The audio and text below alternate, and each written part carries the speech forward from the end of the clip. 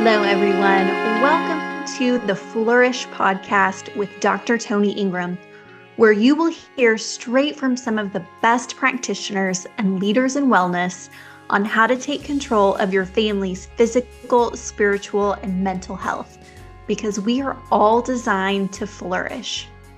As a reminder, this show is for educational and entertainment purposes only. Nothing said on the Flourish podcast should be taken as medical advice.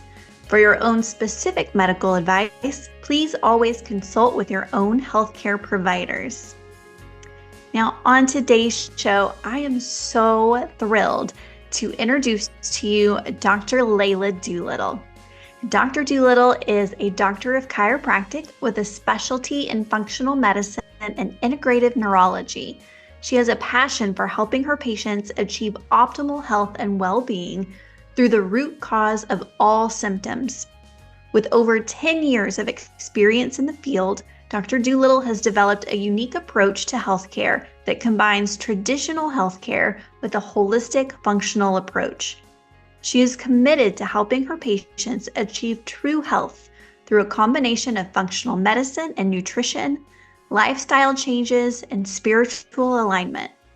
She works closely with her patients to develop a personalized wellness journey that allows each patient to explore and embody their soul's purpose and radiate love and life. And goodness, I hope that I know that you will see, as soon as you see her and listen to her, that she radiates love and light. She is, quite honestly, one of the nicest people that I've ever met, just a beautiful soul inside and out. And I am so glad that you get to hear our conversation today. So enjoy the show, guys. All right, everybody, I want you to welcome Dr. Doolittle to the show. Dr. Doolittle, it's so good to have you here. I'm so excited we're finally doing this. Yes, I am too. Okay, well, Dr. Doolittle, if you would you share a little bit about how you got started in functional medicine and functional neurology? Yes, absolutely. It is a huge passion of mine, and it was because of my own health journey. As many of us in this practitioner functional realm, we've had many health concerns that have inspired us. And so for me, it started when I was 13 with mold. We moved into a house that had black mold, and because of the toxins that affect my immune system and the cascade of dysbiosis and all of the other concerns that followed, that led me to questioning and coming up with solutions for myself throughout my own journey into the pre-med field. And in functional neurology, that was my inspiration from a traumatic brain injury that happened when I was 16 from a car accident. And so it was just a few different layers that really guided my journey as a practitioner. I knew I wanted to be a doctor. I wanted to help other people in a situation similar to mine that had so many questions without the answers. And so that was what led me down this field. So throughout many different certification programs and diplomates of functional medicine and neurology, I was able to create this type of field in this collaborative space. And I also use a big foundation in bioenergetics and bioharmonics and a few other things with that. So it's been a beautiful journey.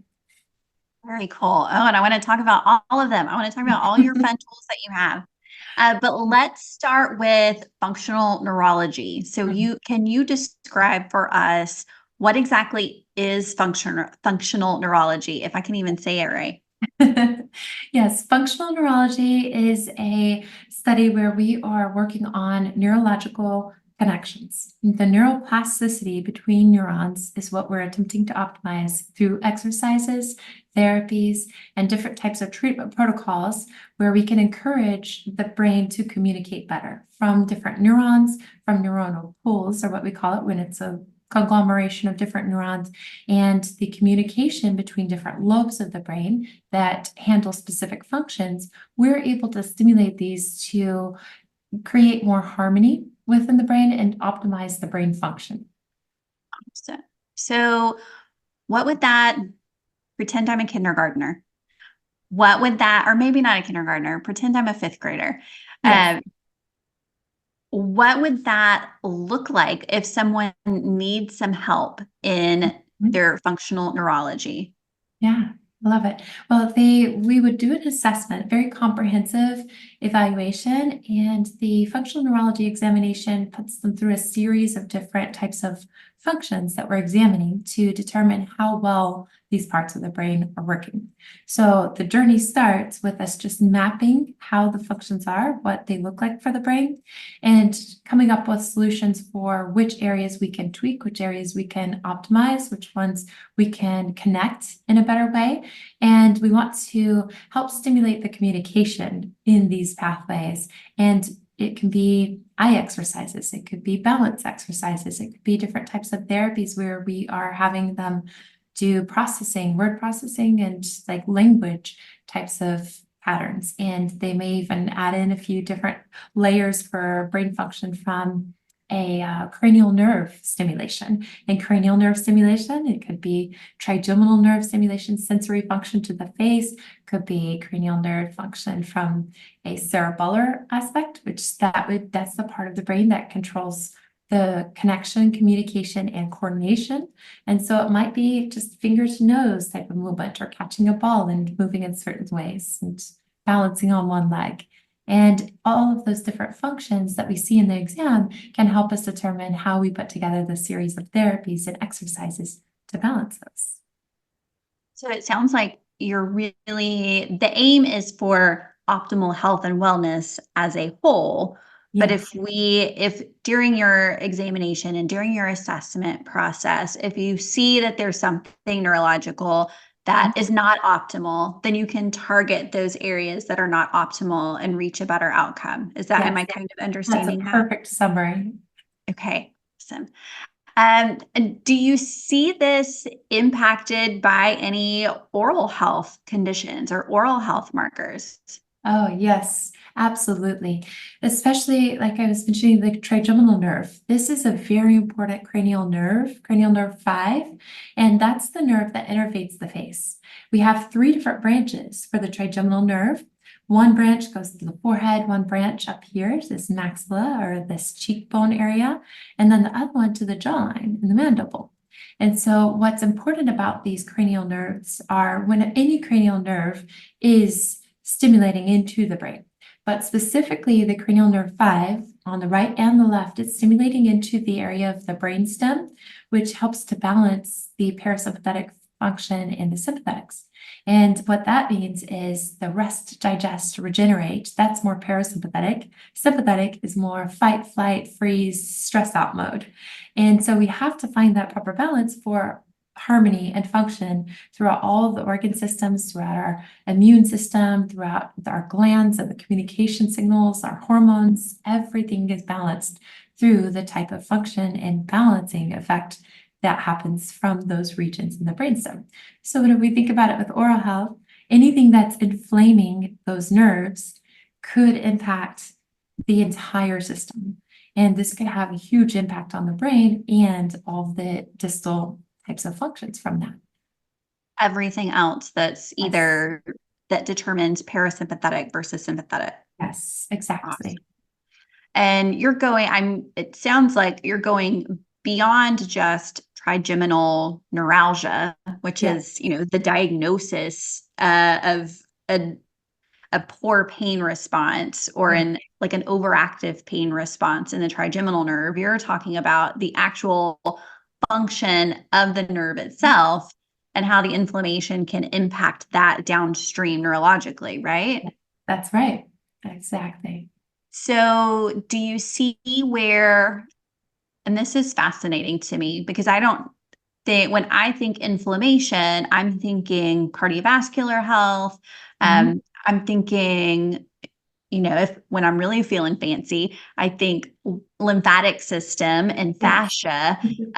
But I don't know that my brain goes to the neurology and how that could be impacting their neurological responses too.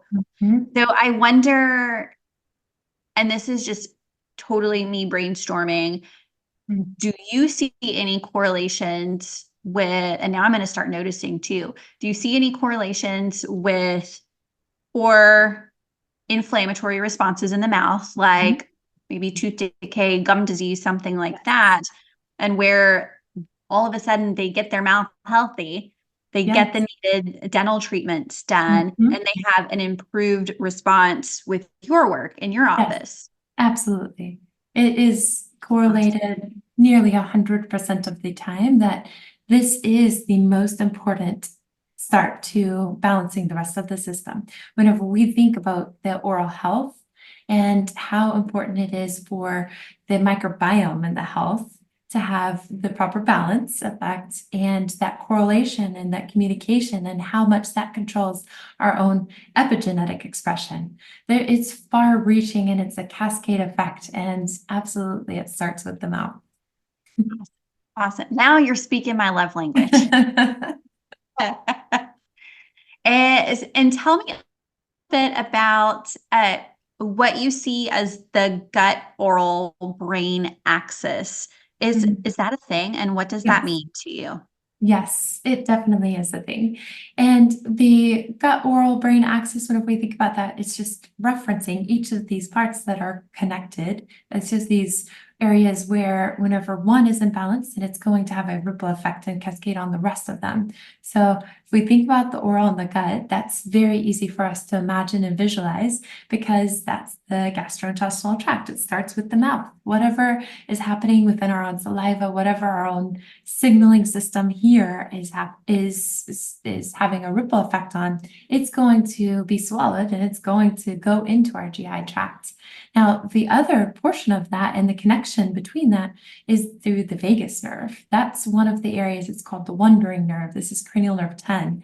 And that vagus nerve is like an elevator shaft that whatever is going on, whatever is dysfunctioning within the gut can absolutely have an impact on the brain. And that's that gut brain axis now. And whenever we think about that ripple effect, whatever happens in the mouth is happening in the gut, and then it's happening through that vagus nerve all the way into the brain. Now we have all of these inflammatory types of patterns that can just continue to influence every system. And with the vagus nerve in particular, that's what helps to control the peristalsis. This is the movement that happens within the gut. Like you've heard or even felt maybe that rumbling in your tummy. You feel like things are moving around. If you're eating a big meal and you're digesting, you feel it like you have to just allow that peristalsis a chance to really digest and break down the foods. Well, that good, healthy movement is what helps us to absorb our nutrients and to create the foundational elements for so many communication signals for our system to be healthy. And whenever we have vagus nerve imbalances or inflammation, or we have a microbial change, meaning like the bacteria that's in the mouth, the probiotics that are in the mouth are imbalanced because there was some bad bacteria that overgrew from dental issues, then that's where that cascade happens and we don't have as much peristalsis if the vagus nerve is inflamed from that. And then we have a difficult time breaking down our foods. Now we're having problems with absorbing. Now we're nutrient deficient and we're taking all these vitamins and multivitamins trying to give ourselves the nutrients that we should just be getting from our food. So do you ever see it happen in the reverse, where issues with neurology, maybe it's starting with the vagus nerve, maybe it's starting somewhere else? Do you see that impacting the gut and the mouth and going that direction? Yes, definitely. Yes, with the brain, whenever we have any neurological issues, potentially from a traumatic brain injury, or it could be an issue with mold or mycotoxins or inflammation from biotoxins meaning living type toxins that it could be bacteria, parasites, it could be imbalances in candida, overgrowth of fungal issues and aspergillus and some other things like that. And then we know that there's an imbalance potentially even from viruses, dormant viruses that stay dormant in the neurological system or in nerves. And whenever we have many of these different types of biotoxin inflammation patterns, then that can affect function of the brain. And the other aspect would be stress and emotions. And we know that that's one of the most harmful of the effects because that's the one that it's more difficult to heal from until we go deeper and do the work. emotionally and mentally and, on a spiritual level. And so those are the three patterns of what can affect the brain to begin with. And then, of course, the connections and the correlations from there. And then that oftentimes the way we see the signals changing, it's through vagus nerve type of response or through an imbalance in the sympathetics and parasympathetics. And then the cascade happens the opposite way, where now we don't have the healthy peristalsis breaking down the foods start putrefying or just, decaying in our gut because they just hang out in our colon instead of passing like they should, instead of having good, healthy bowel movements regularly. And then that creates an imbalance in the biotoxic burden that's in the gut now. So it could be some of that bad bacteria that just starts to overgrow, or we start getting more biofilm that's coating the lining of the gastrointestinal tract in the colon. And that harbors and hides so many other toxins, not just biotoxins, it's also environmental toxins. It's just surrounding us in our world around us. So we have to get rid of it all. So if you had to guess, what percentage of your patients' functional issues are emotional, spiritual, mental, versus what percentage are physiological? Wow. I think that there is almost always a component to every single case of some sort of emotional, mental, like trauma or balance or difficulty or stress. And I like to stay away from the word trauma because oftentimes that is a word where it seems like we only categorize certain things into that. And I think it's more of just like whenever it's a stressor in general, then that's what leads to less resilience. And our system knows what to do for detoxification as long as it's set up for success in that and has the right tools in place, meaning it's the drainage pathways are able to detox out. So this could be moving the colon, we're having proper bowel movements. This could be our kidneys flushing out toxins through urine and getting rid of those. Our lymphatic system, flushing and pumping the fluid around our body to get rid of it through sweat glands and through the rest of the detox systems. And our body should get rid of our environmental toxins that we are subjected to that are around us in the world, or our immune system should protect us against the biotoxins being imbalanced. But oftentimes what leads to less resilience against those imbalances, it's a stressor. And that's what sets us up for having a more difficult time maintaining that proper balance within our system. So I believe I wouldn't say 100% of the time because there may be someone that comes in meditating and like creating space and through breath work and really just grounding and going out in nature and getting the sun exposure that they need, like really truly doing all of the foundational elements, eating a perfectly clean diet and doing what they need to do to optimize wellness to the best of their ability. And it oftentimes is just like that little stressor that could be just influence from anything in our environment, and it may not be in our control. And so I think that it's probably 99% of the time, except for that one random person that has all the time in the world to dedicate to perfect optimal wellness. One outlier. Unicorn. Yes. Now tell me a little bit about neurodegenerative diseases. Do you see a lot of those in your practice, either early stage or well into the disease process? And how do you work with those people who exhibit symptoms of those conditions? Yes, I do. I get quite a few referrals of very complex cases that are sent to me. And so I would say I have had, like in the stage 2 and 3 neurodegeneration referrals of Alzheimer's, dementia, Parkinson's, ALS, like the list goes on of all the neurodegeneration, and we do see them. I oftentimes, though, have people that come in their mid-30s and 40s, and we are actually working on preventing it. That's our sweet spot where we really love to work because it's so much easier to prevent than it is to reverse.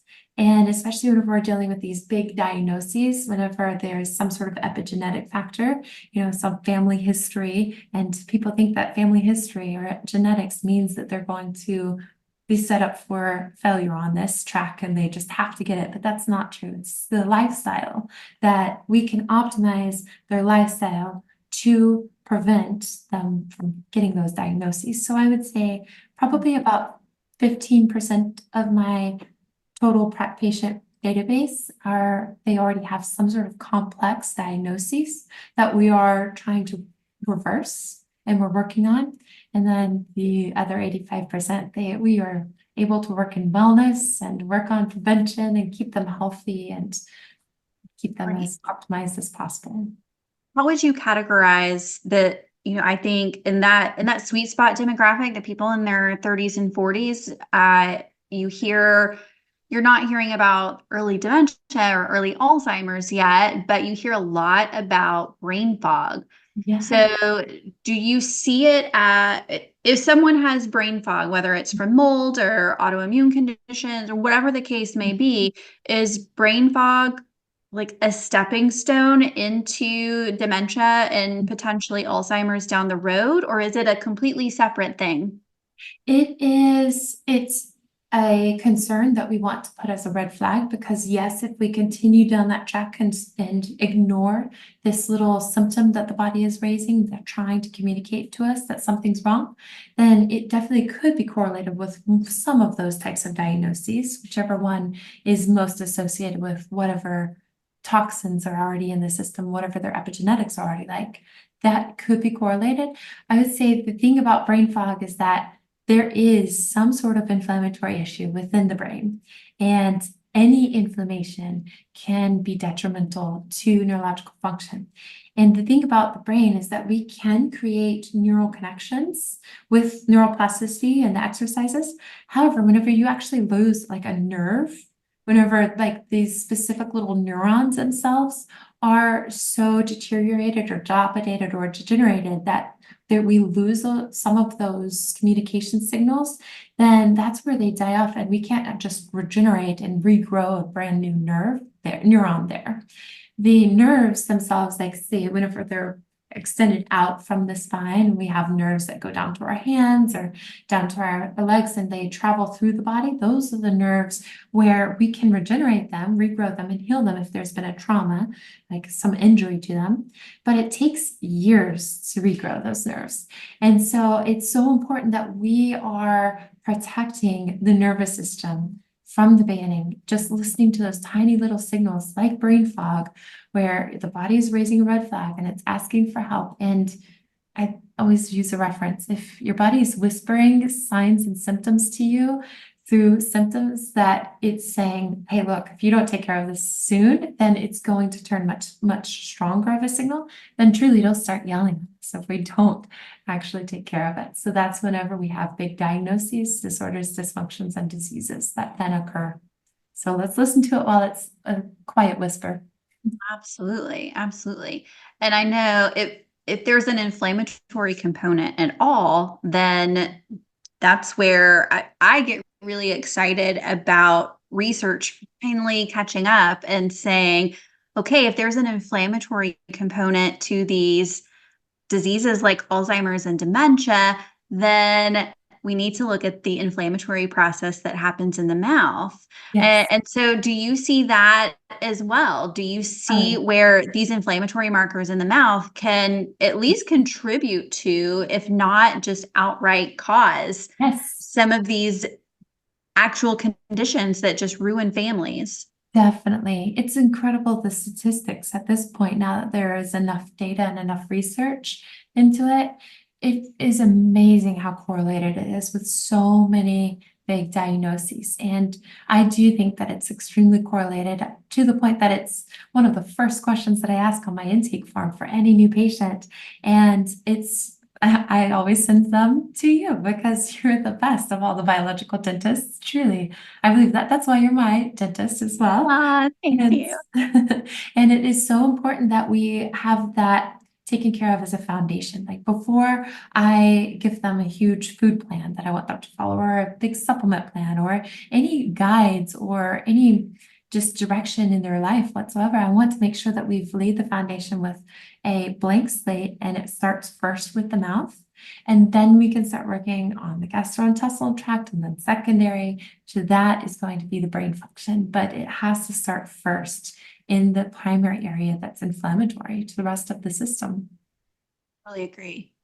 Mhm. Now, so we know that the inflammatory process, that's absolutely connected. That's well documented in the literature. Yes. Now let's go into something that is less documented, much more controversial.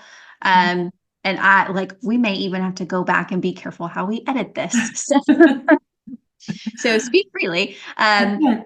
But but what impacts do you see on certain heavy metals have on brain function and functional neurology, these neurodegenerative diseases? Yeah. What impacts do you see with our exposure to heavy metals like mercury, Mhm. fillings that we've been putting in people's mouths for years Yes. and years? Do you see an impact in that way? Yes, that one's, I could say 100%. Absolutely. It is so correlated, so connected. And I have so many cases that are just heartbreaking how much of a correlation we know it's directly to amalgam mercury fillings. I will share one that's the closest, nearest, dearest to my heart.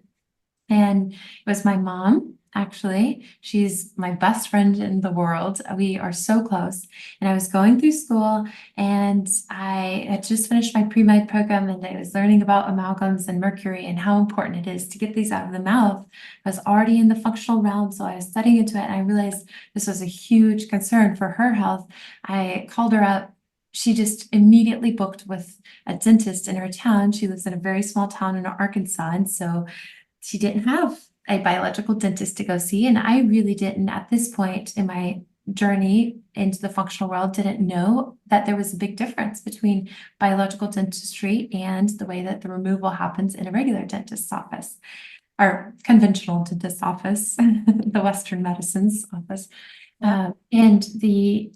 She got on the schedule, started getting her amalgams removed, and they hadn't dammed properly. They hadn't like protected the way that they were pulling it out. And one of the fillings, they dropped it, and it went down the back of her throat. She swallowed it. She gagged, like swallowed it, couldn't get it up before it went all the way down.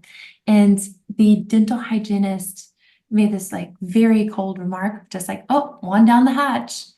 No joke. It was wild how fast her entire health just dropped. It was like the bottom just like got ripped out from under her.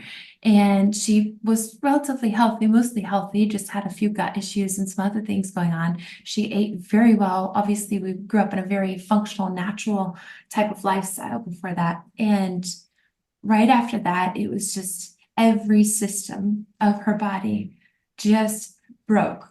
And I felt so much sadness and responsibility over that because I was so excited to have her get them out. And I realized this is the most crucial thing that I can speak on and have this mission and this purpose and this message to make sure that people go to a biological dentist to get these amalgams out, because then all the right procedures are done to prevent that.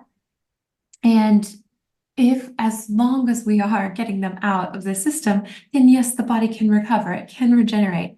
But the whole philosophy of, well, sometimes they aren't actually leaching that much, just leave them in. It's better to just leave them alone rather than removing them, like that is something that I believe the philosophy of just leaving something severely toxic in our bodies just because like the top part has worn down so much that it's not leaching as much anymore. And I know we can measure that and see. I believe let's get it out and let the body get back to as foundational and as natural as possible to heal.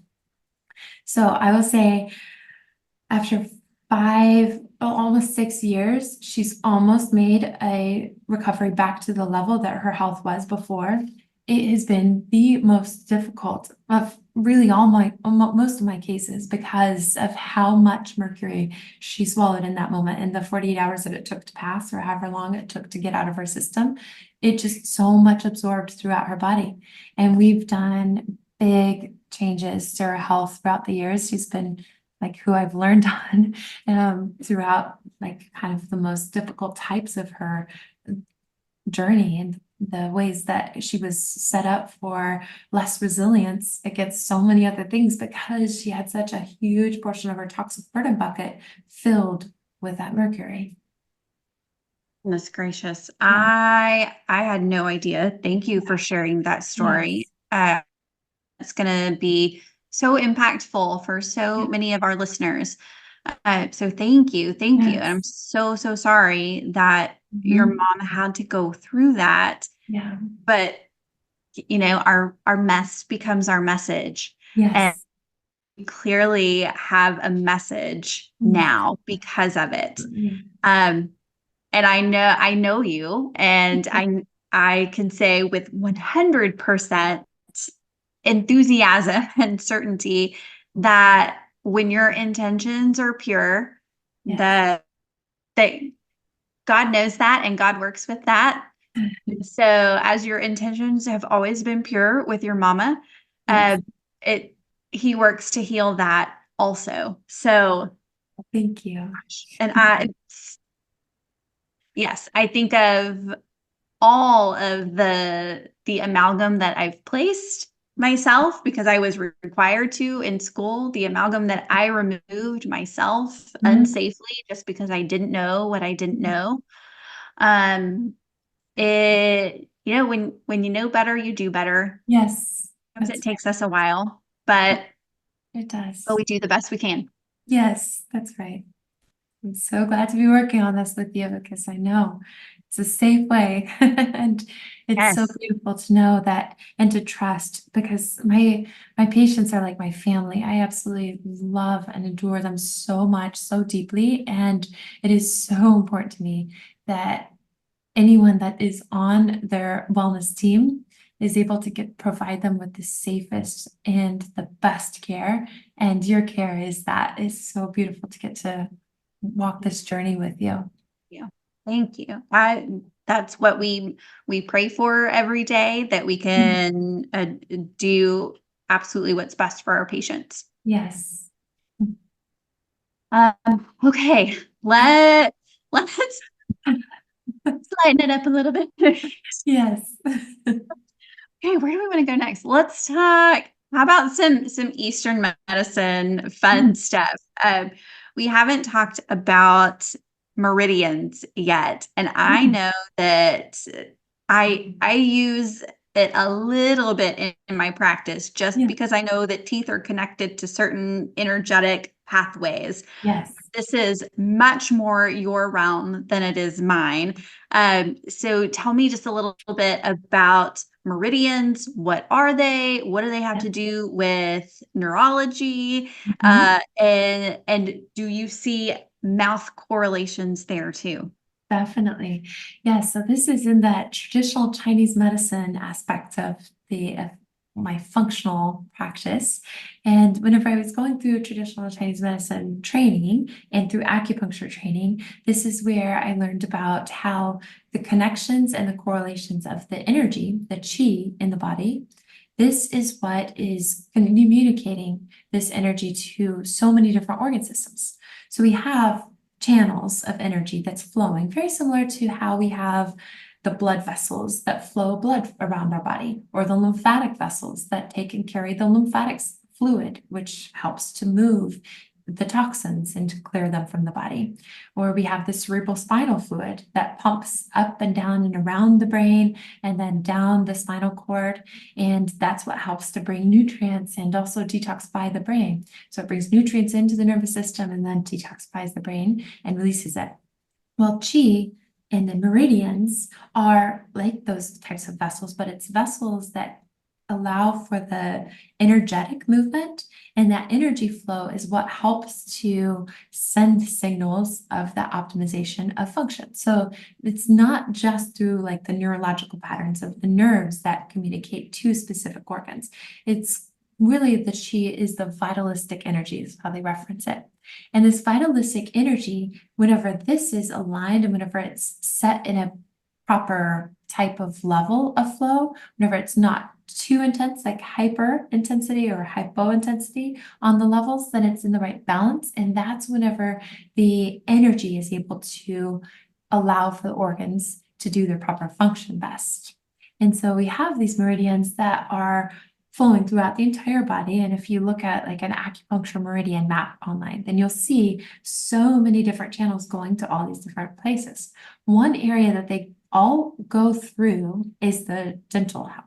Like right through each of the teeth, we have a specific correlation with the meridians that are linked to organs. And it's linked to organs because in traditional Chinese medicine, it's been mapped for thousands of years that there are specific functions where it handles a correlation for sinuses or kidneys or liver or the stomach, and they'll map specifically which organs are a part of which type of dental line.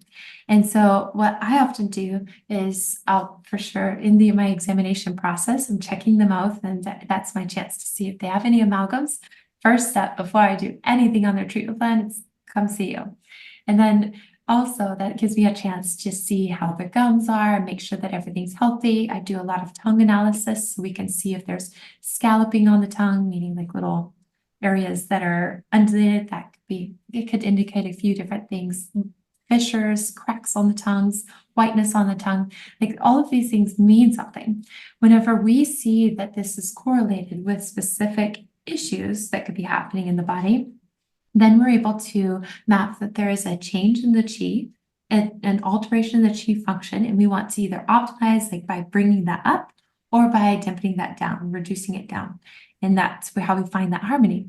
Well, with the teeth, we also see whichever teeth are affected the most, then that's where we will often see issues with the rest of the organs until we fix that particular tooth. Are you measuring that somehow, that one tooth is more impacted than the others? No way of measuring it on my end. I send them directly to you. Okay. I thought maybe you had some new cool tool that I just didn't know about yet. I would love that. Usually it's just I can see fillings like whenever I'm doing my exam because I'm already looking at the tongue and the gums anyway. And I do for the functional neurology portion of the exam, I watch the uvular rise. So we can see how the back of the throat, it like raises. And if one side raises more than the other, then that's associated with like cerebellum and more immune system issues, some coordination problems and things like that. Well, with the dental health, usually I'm close enough. I can smell the breath, and that's my first indication of oral health. And if there is a change in the breath and the way that that smells, then that's very easy for me to have that conversation from there. And then also I can see from their gums, like just the yellowing of the gums, or if they're nice, healthy pink. And then we can see through like periodontal disease, oftentimes we'll have like the gum recession. And so sometimes whenever I see the receding gums, then we'll have conversations around that. In my intake form, I also ask if they get bleeding with their gums whenever they floss. If they're flossing, I also check to see if they're flossing once or twice a day. And if they're not flossing at all, then we obviously know that there's going to be an issue. And so, yeah, it's important that that's the foundation element. And then I send them your way for all the testing, and especially for that cone beam scan testing and Yes. everything that you do. Yes, we love the cone beam. So these meridians, are they, when we talk about energetic flow and vital energy, it's not like a blood vessel or lymphatics or nerves. You can't see the meridians, right? That's right. We can't see them. So how, I wonder how the Chinese came up with this, for one. Yeah. It's How did they amazing. intuitively know? But is there actual electricity in the energy, or is the electricity all just within the nervous system? and within the Yes. nerves. I do have a specific tool that I measure the acupuncture points with and the meridian channels. And it's a specific device, a Pointer Excel 2 is the name of this device. And what it does is it will tell me a measurement on the frequency. So we can see when it's amplified and it's putting out a really high positive charge versus like a negative charge. We'll measure the negative versus the positive polarization, and then we'll see the actual number that it gives us in the readout. We can see if something's amplified and it's putting out too much energy and it's too excitatory, then that's where it's like an energy imbalance that makes less energy be available for the other systems. So we create that proper balance through acupuncture. We'll use electrical acupuncture therapies and some other harmonizing effects that we have with some treatments for it. And as far as like the external, that is the way that we can measure external on the specific meridian lines along the jaw and along the mandible. And that's where we can, in the maxilla, and we are able to see specifically if there's some correlation of an too high or too low. And that frequency change is what we want to harmonize. Got it. Got it. So tell me, you say things like harmonizing and bioenergy. I know you have a lot of different therapies in the office. So tell me a little bit about what are bioenergetic therapies and how do you use them? What are some examples that you have?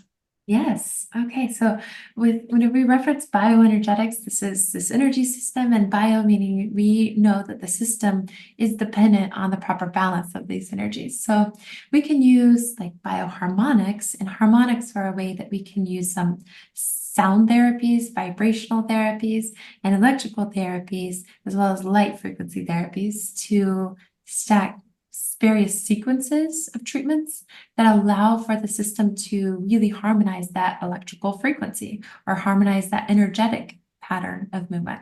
So whenever our system has this foundational element and it's imbalanced in the energetics, that any type of treatment pattern that has a frequency can help with balancing it as long as we match it with what would harmonize it.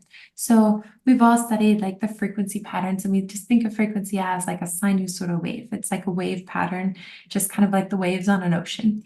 And whenever that is in a specific pattern of frequency, then our own energy systems. It's hard for me to not to speak all the scientific terms here, but we have like microtubule frequencies within each of our cells, within our DNA itself, within our mitochondria. The mitochondria are the energy powerhouses within the cells, and that's what like emits ATP or energy molecules. And we also have like all these little light patterns that are activated within the cells. So this is every single cell in your body. The trillions of cells, different types of cells are all activated by these energetics. So whenever we create a really beautiful undulating curve with that sinusoidal wave, that's whenever our system is able to harmonize and be in the perfect frequency. And that's our more optimal frequency. There's nothing that's actually at the level of perfection. We're always optimizing, just getting towards perfection. That's whenever functions are all able to really reset and have sustainable change.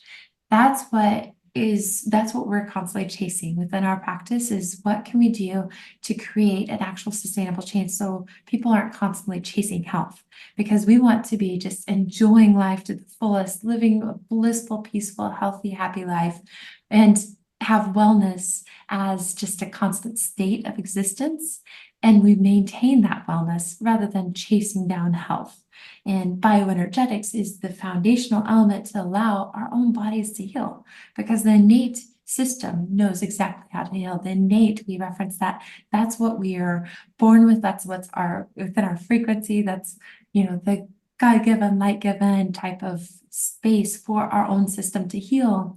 And as long as we get back to that perfect harmony and frequency and the energy that is already within us, it can heal from anything. It can regenerate from anything.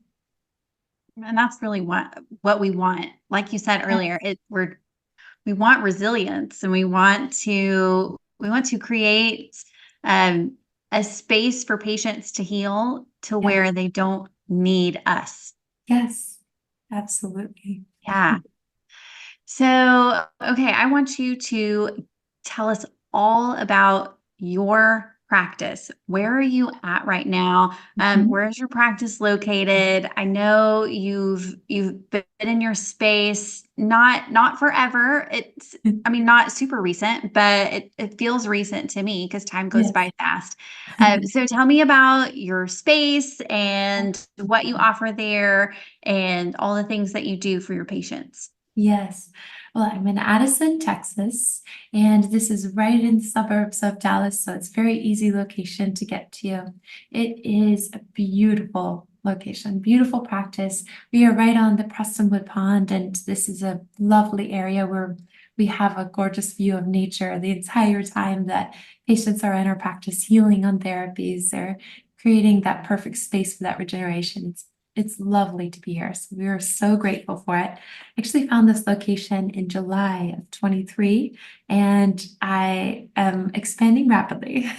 We've taken on many suite spaces. We're actually taking on a third suite space as we're growing because we just have such a huge need for these therapies. So many patients are just absolutely raving about them and loving them and referring into these therapies. So that's what we're creating more space for that.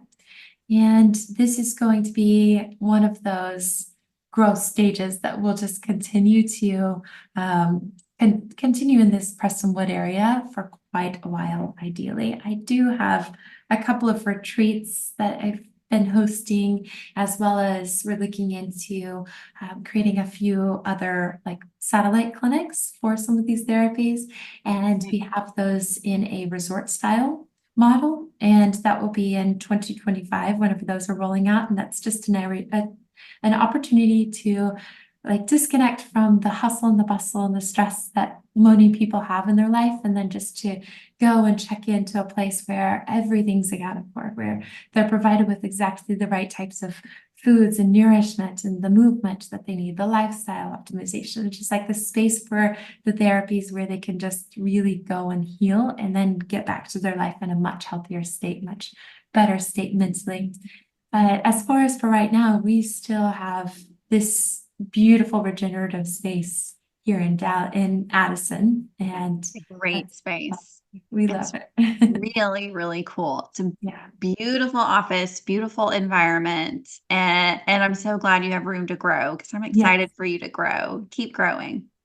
Thank you. Tell me about, I didn't know that you were doing retreats. That Yes.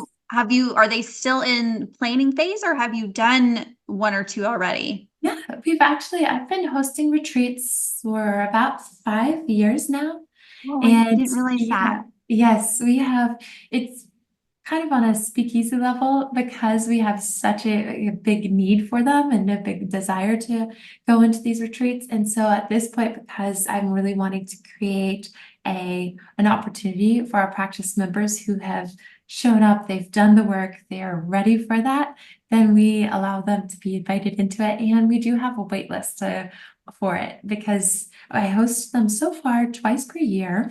And we usually go to an area, I love Arkansas because it's so gorgeous. The nature there is so stunning, such a beautiful place to get out and go hiking and get out on the river and go kayaking or river rafting and just being out in nature and experiencing the healing that's there. That is one of the most foundational ways that we really can have a full restorative system reset from the foundational level. What's deepest inside of us, our souls, that's where we're able to actually get in line with that and tune with that and harmonize that frequency of our souls. So I love that. And that's where I've been able to grow. And we so far allow up to 15 participants into our retreats. And that way we still keep it very small and very, it's a beautiful like community atmosphere whenever we're in these retreats. And so, yeah, I love it. That's awesome. I love that. That sounds so much fun. But we'll keep it a secret by invitation only. We won't tell Yeah. anybody other than those of you who are listening. Yes, exactly. And I do have about once every other year, I host a Healing the Healers retreat. So for other practitioners who need to go and get some healing, that's a beautiful opportunity. And it's also, we do quite a bit of masterminding and mind melding and things like that to just inspire each other in our own paths and our own journeys and in our own wellness journey, because we have to take care of ourselves as well so we can give better to our practice members. Absolutely. Okay. I know it'll be on my calendar next year. Yes. Very cool. Very cool. Let's see. Really the only thing that we haven't talked about is um sleep apnea and breathing and airway. I know that you work with a lot of these patients. We share a lot of these patients as well. So tell me a little bit about craniofacial structure and how you see that related to sleep and breathing issues. Oh, yes. So important. Foundational. Like our breathing, we always think about the breath and the oxygen that we're getting into our system as the foundation to all health systems. It is so important that we think about how is the air actually coming into our system? How is it coming in whenever we're subconscious, whenever we're no longer awake, and whenever we're supposed to be sleeping and regenerating, which is our most important time to heal? Then how is our system able to maintain optimal levels of that oxygen and just the breath in general? That's that parasympathetic stimulation that we need for rest, digest, regenerate. And so that is a very big opportunity that I have for speaking with my practice members about it. I definitely do within my exam check to see what their uvular rise is and see what their airway pattern looks like just from visual. But oftentimes I will ask many of our participants to come and see you for a cone beam scan. And that way we can make sure that we understand exactly what's going on. If there are any inflammatory areas within the mouth, then we know there's oftentimes going to be inflammation around the esophagus and around the windpipe. And this can affect the way that we are able to bring in breath. And we have to clear that. We have to make sure that we're going through the foundational elements to clear and open up the breathway patterns. And then also with the way that we have formed our maxilla throughout the years of us putting all these orthodontic work into kids way too young, there is a very big opportunity for us to rewrite these patterns, because I think that that needs to be a primary message for any of us functional practitioners who are working with families. I have that conversation very quickly with patients whenever the parents are interested in putting their kids in braces. I want to make sure that they know all of their different options to help with having a healthy mouth and having a healthy palate, and the roof of the mouth needs to have a strong enough and healthy enough structure as they're growing to be able to maintain optimal airways whenever they're as an adult. And so those are quite a few ways that I will lean into that, as well as with pediatrics. I have quite a few babies and in the practice, and they oftentimes I'll see in the exam that they'll have a tongue tie or lip tie or buccal tie. And that is something that I definitely want to refer directly to you so that you can check to see if it's something that we need to just monitor. Maybe we need to do fascial release work on some of the underlying contributing causes to why they have this form. Or let's go ahead and do this snip, like do the very gentle, delicate release, because you do the work with the laser, which I absolutely love. And then that's the opportunity for the mouth to heal better and for the baby then to grow up in a way where they have the best chance of really creating that proper, healthy roof of their mouth for the airway. Absolutely. Absolutely. And I feel like I'm fighting narrow palates from birth until they are no longer with us. Yes. A high and narrow palate, it just has so many ramifications for all areas of health, including oral health and the health of the fascia and the nervous system and all of these things.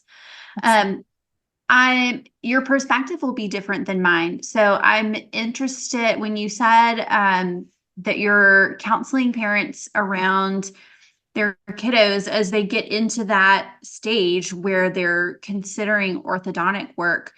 what do you see that you like, that you're like, oh, I'm so excited that you're pursuing this? And what do you see that you're concerned about? Like, oh, I wish you would slow down on this option and let's look Mhm. at other options. Yes, yeah, absolutely. I think that that's the opportunity that I have to say, let's go to a biological dentist, an expert in this that has all of these options to lay out for you that can guide you on this best.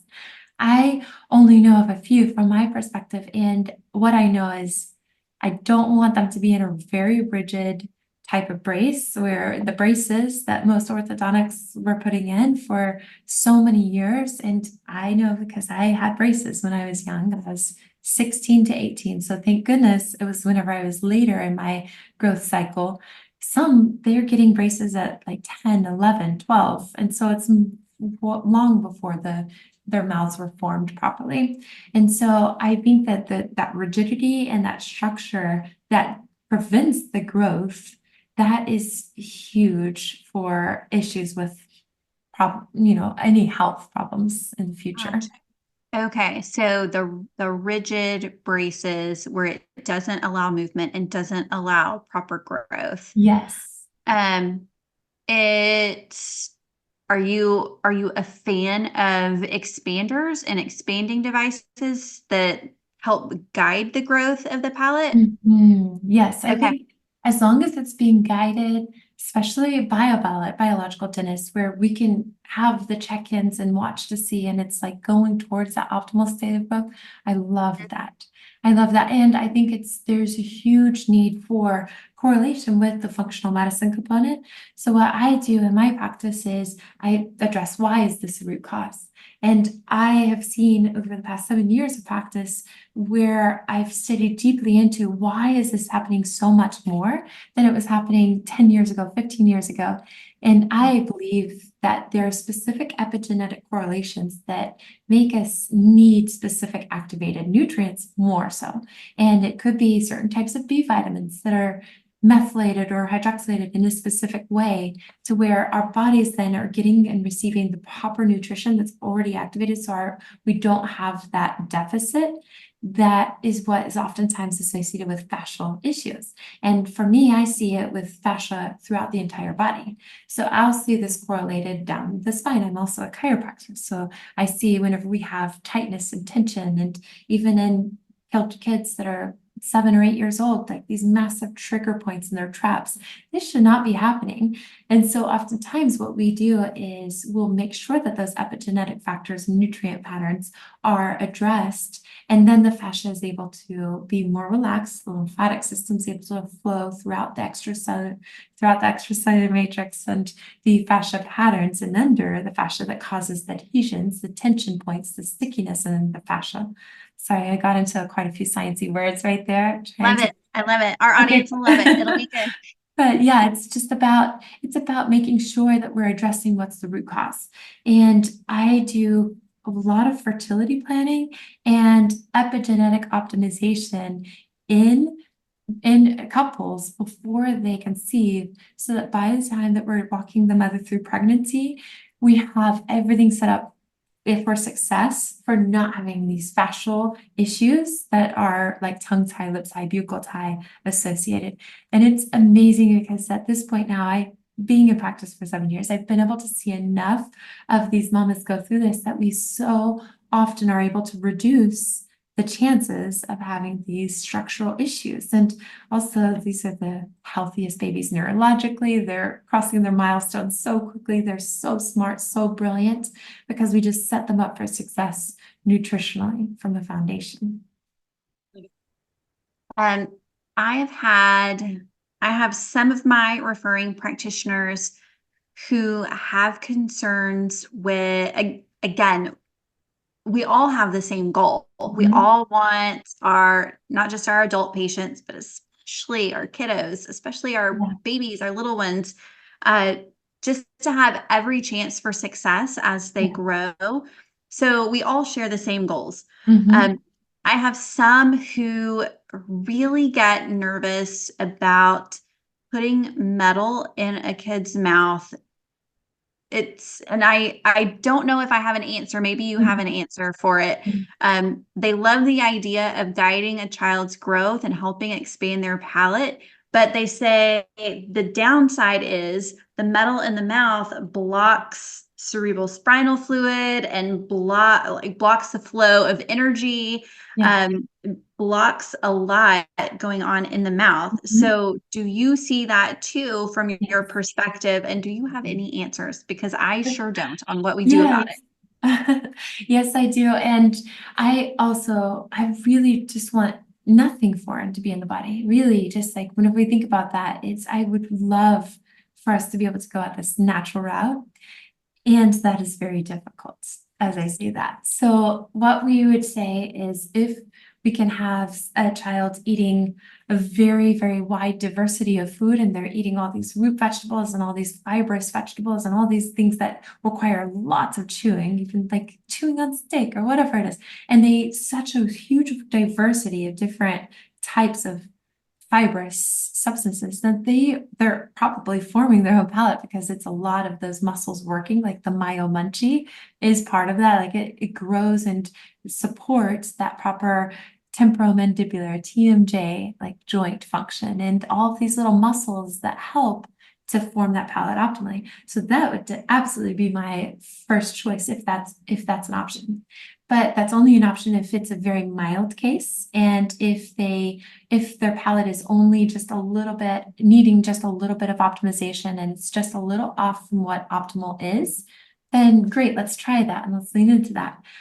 But there also are many complex cases that I've had referred to me, and it's oftentimes the epigenetic foundation and nutrients deficiencies. These are most often the kids where their brains just are not, they're very picky. They're picky eaters because their brains are not allowing for sensory diversity. And so they just refuse to eat anything besides mashed potatoes and I don't know, like pizza. And so, yeah, the problem is that for that child, there really isn't hope of us like expanding their palate any other way. And I don't know of any other types of devices out there yet. I believe that we absolutely will, hopefully, in society, develop something quickly, very soon. And I'm hoping that there is some company out there already working on something. But it's just we have to decide what's the lesser of the evils. And once their palate has already formed to a certain extent, then it's very difficult to go back and, all those years that we could have created some incredible and beautiful space for that will be optimized for the rest of their life so that their cerebral spinal fluid has a better chance of that proper healthy flow and they're getting oxygen to their brain and to the organs like they need to and everything else is in better place. Then we have to say, is this what will help put us on that trajectory for it? And is this the lesser of the two evils? And at least maybe this can be what gets us from point A to point G. And then from there, we take it the rest of the way in a more natural way. Love it. Love it. Love it. Is there anything that you can do while a child has these unfortunate, necessary foreign bodies in their mouth?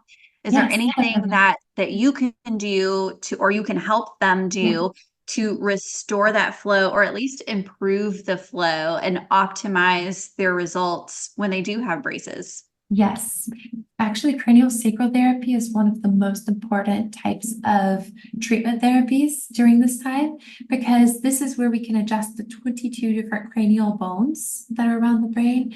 And this is where we also are able to create space for that cerebral spinal fluid flow up and down and around the brain properly and optimally. And that helps to create that healthy process for it. And just creating that type of therapy sequence behind the scenes while they're also getting their palates elevated or strengthened and supported and expanded and optimized, then that's going to be the perfect correlation. There's also, if they're having any functional neurology types of aversions to it, or if their system just isn't receiving it well, and maybe their nervous system isn't as regulated of a level, then there are certain types of therapies that we can do for them to help treat and support their nervous system. So we can activate those cranial nerves and support that harmony and that balance and that communication in the brain. Very cool. Cool. Oh, I love that. Mhm. Awesome. Okay. Well, Dr. Doolittle, I thank you so, so much for hanging out with us this afternoon, for sharing so much knowledge and so much wisdom that you have. Thank you for the heart that you have for your patients and for your tribe of people. As we close up, we'll make sure to put links to your website and to all of your programs in the show notes. But before we close, do you have any parting words of wisdom for our audience?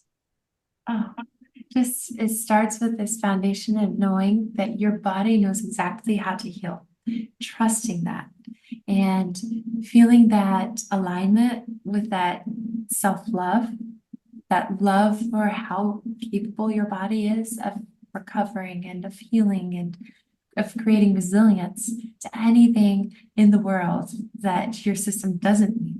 You know that your body is capable, and feeling that confidence and that self-love and that self-respect, that is by far the most important element of healing. Oh, I love it. Thank you, dear. I so appreciate you. Yes, thank you so much. Looking forward to seeing you next week Ah, on my appointment in your office. all right, folks. Thanks so much. Bye for now. We'll catch you next time.